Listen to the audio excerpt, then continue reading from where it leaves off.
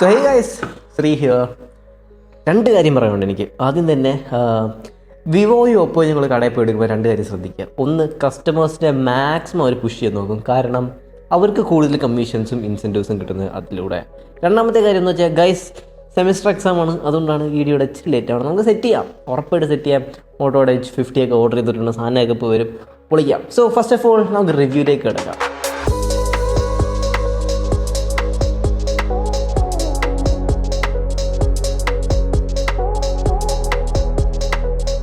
ആദ്യം തന്നെ കൺവെൻഷണൽ യൂട്യൂബേഴ്സും സെയിൽസ്മാനും ഒക്കെ പറയുന്നതിൻ്റെ കണക്ക് എനിക്കിത് ഭയങ്കര വലിയൊരു സംഭവം ഒന്നും പറയില്ല. വിവോ V30 Pro 40,000 രൂപയ്ക്ക് എന്നെ സംബന്ധിച്ച് ഒരു ഓൾറൗണ്ടർ ആണോ എന്ന് ചോദിച്ചാൽ ഞാൻ ഷുവറായിട്ടും നോ എന്നേ പറയൂ. പക്ഷേ there are good things about this phone. ഇതൊരു സ്പെസിഫിക് ടൈപ്പ് ഓഫ് ഓഡിയൻസിന് വേണ്ടി ഇൻറ്റൻറ്റ് ചെയ്തേക്കുന്ന ഫോണാണ്. ഫോർ ലൈക്ക് അമ്മമ്മമാർക്ക്, അപ്പൂപ്പന്മാർക്ക്, അപ്പാപ്പന്മാർക്ക്, ആൻറ്റിമാർക്ക്, ഈ ഓഫീസ് സ്യൂട്ട്സിലൊക്കെ ഫോട്ടോ എടുക്കുന്ന ഭയങ്കര ഇമ്പോർട്ടൻ്റ് ആയിട്ടുള്ളവർക്ക് വേണ്ടി ഇത് ഓറിയൻറ്റ് ചെയ്തേക്കുന്നത് തന്നെ. സോ ഏറ്റവും ഇഷ്ടപ്പെട്ട കാര്യങ്ങളെ കുറിച്ച് തന്നെ സംസാരിച്ചു തുടങ്ങാം. That is camera.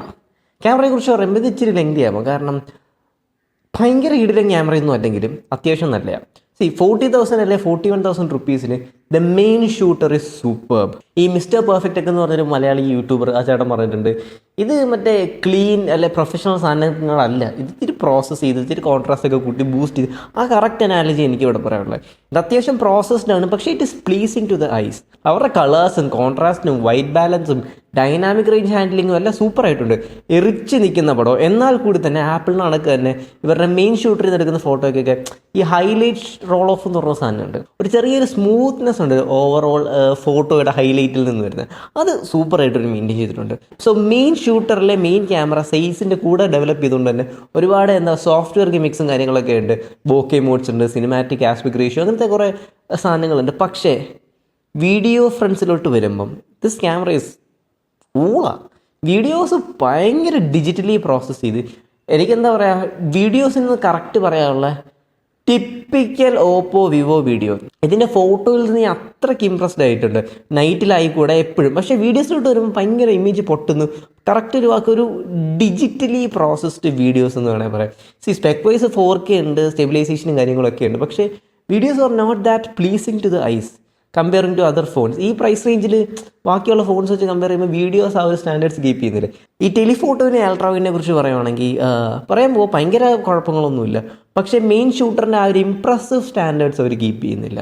3-4 selfie camera ഉൾപ്പെടെ 50 MP ആയെങ്കിൽ കൂടെ ആ ഒരു മെയിൻ ക്യാമറയുടെ പ്രോസസ്സിങ്ങും ആ ഒരു പഞ്ചിൻ്റെ ഫീലുണ്ട്, അതൊന്നും എനിക്ക് അൾട്രാവൈഡിലും ടെലിഫോട്ടോയിലും ഫീൽ ചെയ്തില്ല. സോ ക്യാമറയെ കുറിച്ച് പറയുകയാണെങ്കിൽ ഫോർ ഫോട്ടോസ് മെയിൻ ക്യാമറയിൽ എടുക്കുന്ന പോർട്രേറ്റ്സും കാര്യങ്ങളും ഒക്കെ സൂപ്പർ. അൾട്രാവൈഡും ടെലിഫോട്ടോ ഇറ്റ്സ് ഓക്കേബിൾ ഈ ഫോർ ദിസ് പ്രൈസ്. പക്ഷേ videos a big no for me. And വേറൊരു കാര്യം എനിക്ക് ഇഷ്ടപ്പെട്ട ഈസ് ഡിസൈൻ. ഇവരുടെ ഡിസൈൻ ഫിലോസഫി ഭയങ്കര സിമ്പിളാണ്. സാധാരണ ഒരു കേർഡ് ഫോൺ ഭയങ്കര കിടിലം വെയിറ്റ് ബാലൻസിങ്, അതെനിക്ക് പറയാതിരിക്കാൻ വയ്യ. 5000 mAh ഈ വെയിറ്റ് ഈസ് സൂപ്പർ ഇംപ്രസീവ്.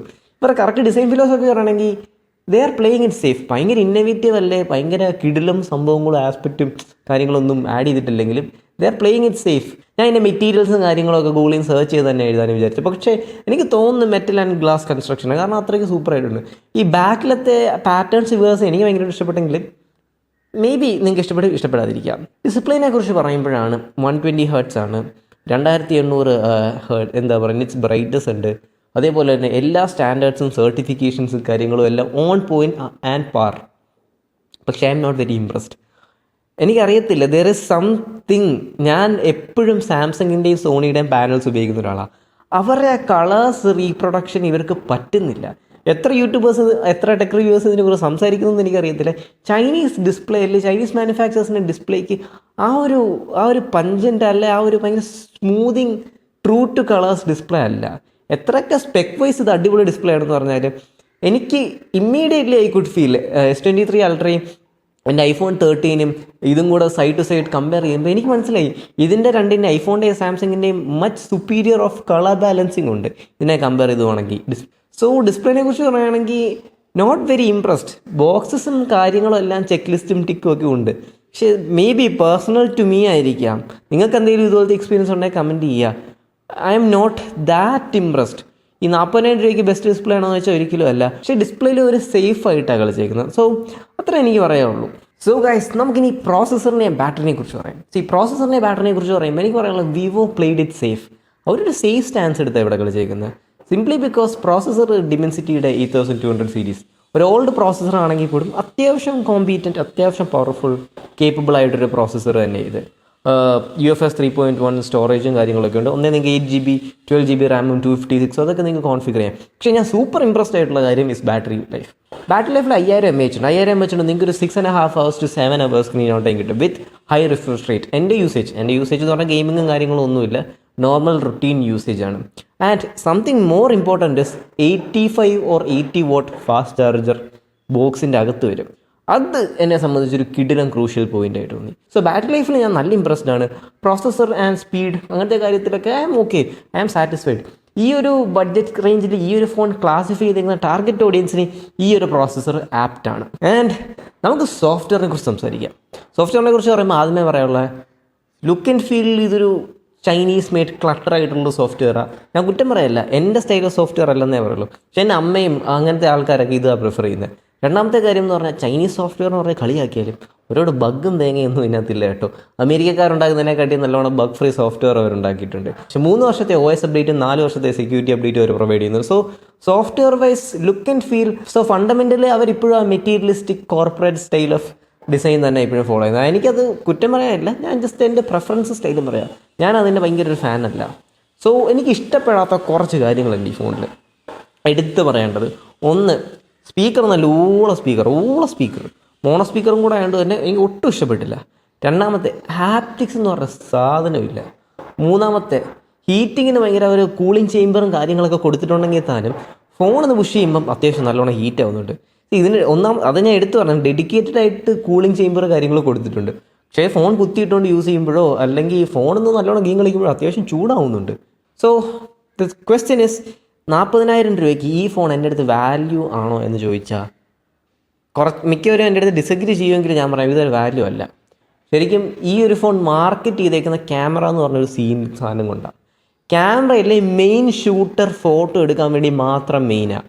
ബാക്കിയെല്ലാം പ്രൈസിന് ഭയങ്കര മെയിനായിട്ട് എനിക്ക് തോന്നിയില്ല.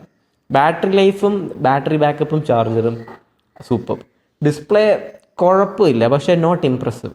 ഡിസൈൻ സേഫായിട്ട് അവർ കളിച്ചിട്ടുണ്ട്, നോട്ട് ഇംപ്രസീവ്.